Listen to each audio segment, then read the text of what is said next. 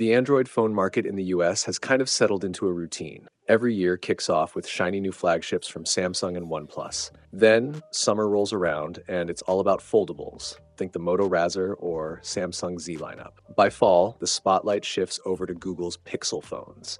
And honestly, this year feels no different, at least on the surface. Of course, leaks have already spoiled much of the surprise. We've seen renders, early software previews, and even some pretty deep dives into the specs.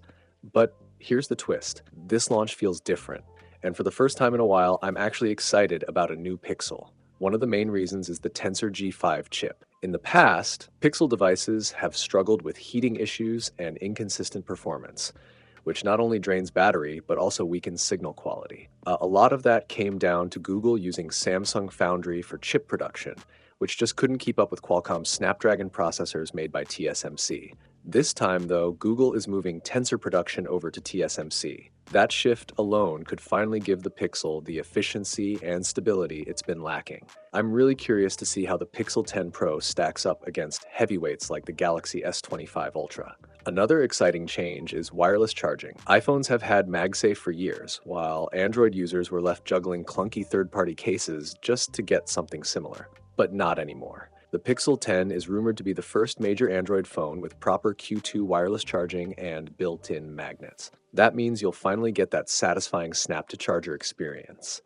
Plus, full compatibility with MagSafe accessories like wallets, power banks, and stands, without the extra bulk. And let's talk cameras, because Google's adding some really clever features. A new tool called Camera Coach, powered by Gemini AI, is expected to help guide you while shooting, suggesting better framing, angles, or lighting adjustments in real time.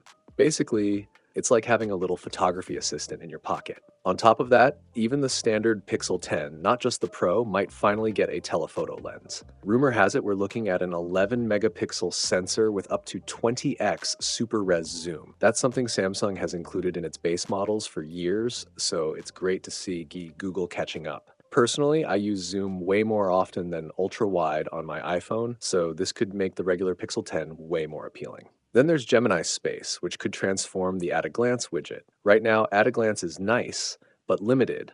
It only shows what Google already knows about you. Gemini Space is supposed to expand that dramatically, pulling live updates from apps like Gmail, Maps, and Docs, and showing them directly on your lock or home screen. Imagine getting live sports scores, weather alerts, or your upcoming meeting without even unlocking your phone. It sounds like Google's version of Samsung's Now bar, but with a uniquely Pixel flavor. So while the Pixel 10 may not look like a massive hardware upgrade, Google seems to be doubling down on software intelligence and everyday usability. And honestly, that's the kind of improvement people will actually notice. There are also whispers about things like Magic Coup Assistant, which could take Gemini's automation to the next level and make daily tasks even easier. Now, the big question, which of these features are you most excited about? Drop your thoughts in the comments, and we'll break it all down once the Pixel 10 officially lands. Until then, thanks for watching, and I'll catch you in the next one.